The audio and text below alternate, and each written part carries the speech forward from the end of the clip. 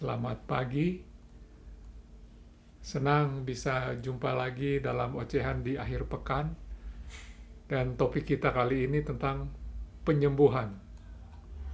Saudara-saudara, membaca kiprah Tuhan Yesus ya, saat masih di dunia, satu hal yang menonjol yaitu penyembuhan, ya bukan?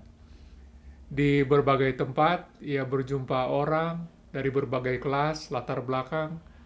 Ada orang Yahudi, ada perwira Kapernaum, ya ada pengemis, ada perempuan Siro-Venesia, berbagai penyakit disembuhkan ya.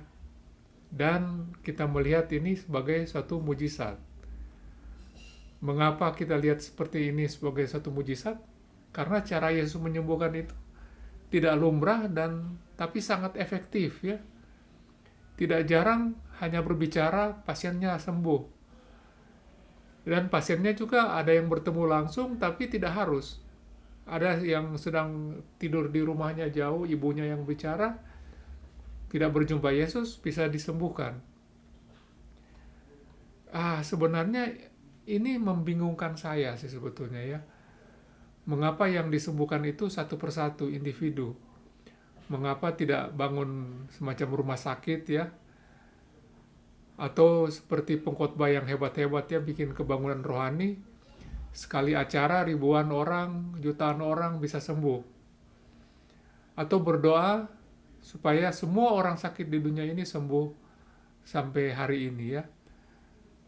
Mengapa bisa seperti itu ya? Tidak dilakukan oleh Tuhan. Karena saya lihat Tuhan Yesus itu tidak datang khusus untuk penyembuhan sakit fisik ya. Ia rupanya harus naik ke kayu salib di Golgota, itu tugas dia yang utama. Jadi ada tugas besar yang harus ia lakukan, yaitu mengorbankan dirinya untuk keselamatan semua orang.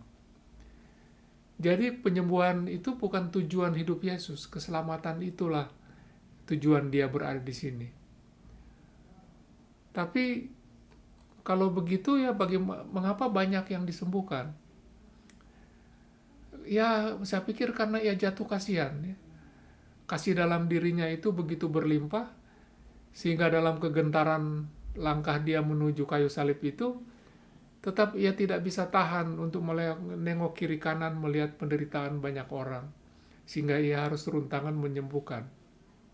Itu yang sebabnya tidak massal ya, yang melakukan penyembuhan itu pribadi lepas pribadi yang menjerit pada Tuhan. Saudara-saudara, Tuhan sudah kembali ke surga ya, 2000 tahun yang lalu.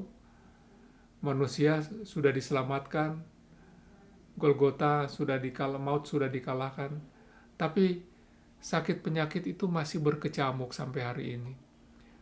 Mengapa bisa begitu? Saya kira belajar dari peristiwa hidup Tuhan Yesus, penjelasannya itu ada dua ya. Pertama, manusia dipercaya bisa mengatasi penyakit. Karena penyakit itu biasanya ada 2-3 macam ya. Satu datang dari kuman, virus, atau patogen-patogen yang menyebabkan penyakit ya. Kedua datang dari salah makan, tidak hati-hati, celaka dan sebagainya. Ketiga itu datang dari kebiasaan hidup yang penuh dengan stres ya, kebiasaan buruk, hidup seenaknya. Untuk yang pertama, Allah sudah memberi mandat kepada manusia untuk menguasai bumi dan segala isinya ya di Kejadian itu. Artinya sehebat-hebatnya kuman, manusia diberi Tuhan kuasa atas mereka ya. Yang kedua, Tuhan memberi kepercayaan manusia untuk menguasai dirinya, hidup hati-hati. Ketiga juga demikian ya, jaga keinginan ya, menguasai diri. Jadi tiga-tiganya itu tentang manusia menguasai bumi dan segala isinya, dan menguasai juga dirinya sendiri. Sehingga kita memang perlu mengkombinasikan 3 hal ya untuk berjuang suatu kesembuhan. Pertama, dengan cara medis ya, cara-cara yang bijaksana yang memperlihatkan penguasaan kita atas penyakit itu. Kedua, menguasai penguasaan diri ya. Tahu makanan yang tidak sehat jangan langsung disantap. Yang mau resiko kesehatan kita harus bersihkan dan sebagainya. Jadi yang kedua itu kita menguasai diri. Tapi tentu yang ketiga itu adalah tetap berdoa pada Tuhan untuk belas kasihan dari Tuhan ya. Karena kita memang menderita kalau kita sakit itu, dari secara fisik ya, secara emosi, bahkan secara sukacita kebahagiaan dalam kehidupan itu terganggu oleh penderitaan penyakit itu. Jadi dengan penguasaan itu kita memang diberi kemampuan untuk sembuh. Dengan berdoa pada belas kasihan Tuhan juga diberi kesempatan untuk sembuh. Tapi jangan lupa yang ketiga ya, sebagaimana Tuhan Yesus harus fokus kepada karya keselamatan, kita juga punya pikiran untuk fokus kepada Tuhan dan karya keselamatan kepada kita. Jadi, jangan sampai penyakit kita ini seberapa besar itu mengubah identitas kita ya, dari anak Tuhan menjadi pasien seumur hidup. Itu perubahan identitas yang membuat kita tidak lagi bersukacita dan berkarya di dalam Tuhan. Asik ya. Jadi selamat menjalani penyembuhan, selamat menguasai diri, selamat berbicara pada Tuhan.